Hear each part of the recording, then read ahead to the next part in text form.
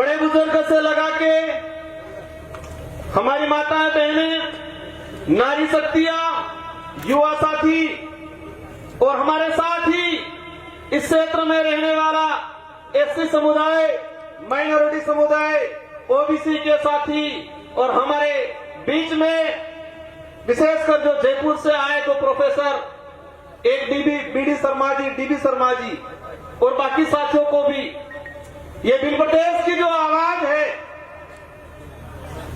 आप सभी social media के माध्यम से सुनते आए होंगे। कुछ लोग बिल प्रदेश की मांग के विरोध में एक माहौल बना रहे हैं।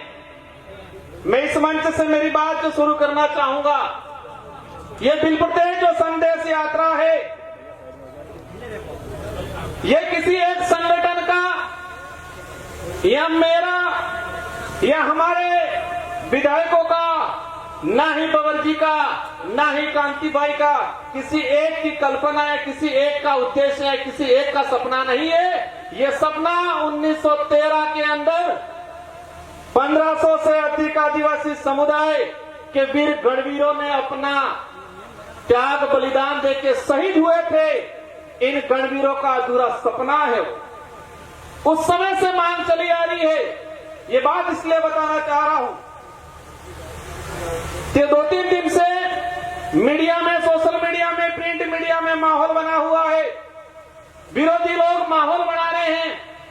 राष्ट्रीय पार्टियों के नेता बिल प्रदेश की मांग को गलत ठहरा रहे हैं, लेकिन उनको इतिहास में जाना चाहिए।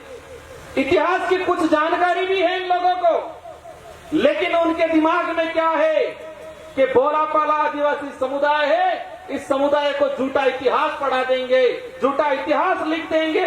वो झूठा इतिहास लिखा हुआ किताबों में पढ़ लेंगे, वो भूल जाएंगे बिल प्रदेश का सपना। इतिहास की जो बात आती है, आप सबने देखा होगा, मेरे पूर्व भौदादा ने बताया,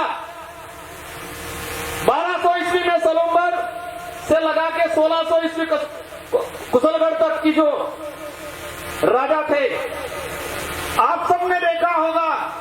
भारत देश का जो इतिहास है, 500 ईस्वी से लगा के 1600 ईस्वी तक के बीच का इतिहास किसी किताबों में विस्तृत नहीं पढ़ाया जाता है। हमें पढ़ाया जाता है 1600 के पीछे का विस्तृत इतिहास, और इससे भी ज्यादा पढ़ाया जाता है 5000 साल पुरानी काल्पनिक कहावतों को पढ़ाया जाता है किताबों। आज से 2000 साल पुरानी किताबों पाठ्यक्रम को किताबों में नहीं पढ़ा रहे, 1000 साल पुरानी पाठ्यक्रमों में नहीं पढ़ा रहे, लेकिन 5 से 10,000 साल पुराना इतिहास पढ़ाया जा रहा है। इसी तर्ज पे आजादी से लेके आज तक बिल प्रदेश की जो मांग उठी थी, इस मांग को दबाने का काम किया है। इसके इतिहास की अगर बात करें, बिल प्रदेश की यात्रा 1913 में गोविंद गुरु महाराज के नेतृत्व में इसी पहाड़ी पे 1500 से अधिक आदिवासियों ने अपना खून पसीना बहाया, जान गंवाई। कल मैं देख रहा था, एक राष्ट्रीय पार्टी के नेताजी कह रहे थे कि ये मांग सिर्फ डूंगरपुर बांसवाड़ा में उठाई जा रही है, ये मांग राजकुमार कर रहा है, ये मांग ये पार्टी वाले कर रहे हैं। इनको जानने की जरूरत है, 1913 के अंदर गोविंद गुरु महाराज के नेतृत्व में बिलराज की मांग यहां उठी थी। 1925 में ही महाराष्ट्र का सतपुंडा कुंसी जो इलाका है, उस इलाके में नंदुरबार नासिक इलाके में उठी। 1980 में, 1970 में वही सतपुंडा जो नंदुरबार नासिक का जो इलाका था, एक रामदास महाराज करके थे, और उन्हीं से प्रभावित होके शरद पाटिल एक कॉमरेड नेता था, उस नेता ने उस इलाके के अंदर बिलराज की बात की थी। आंदोलन चला था 1970 में। 1980 के अंदर, 1980 से लगा के 1990, विशेषकर दिलीप सिंह जी भूरिया 7 बार सांसद रहे मध्य प्रदेश से, और वो भाजपा के भी लीडर बने थे। इन्होंने बिल प्रदेश की बात की थी। सोमजी भाई गरासिया गुजरात से, मोदी जी से, सोमजी भाई डामोर गुजरात से आज मुख्यमंत्री जी आते हैं, लेकिन इनसे भी बड़े लीडर थे वो। इन्होंने फिर प्रदेश की मांग उठाई थी। दिलीप सिंह जी भूरिया, आज वो नेता कह रहे हैं कि राजकुमार मांग रहा है। राजकुमार नहीं मांग रहा है, इस क्षेत्र का एक छोटा छोटा बच्चा बिल प्रदेश मांग रहा है। बिल प्रदेश की लड़ाई को लेके 1500 आदिवासी यहां मरे, यहां शहीद हुए, बुलावालोरिया के अंदर शहीद हुए, ऐसे ऐसे कई आंदोलन हुए। और आजादी के बाद भी 2016 में भाजपा के लीडर थे, लेकिन उनके अंदर आदिवासी थी। नंदलाल जी मीणा 2016 में बोला था, मैं मंत्री हूं, लेकिन सरकार का गिरवी नहीं रखा हूं मैं।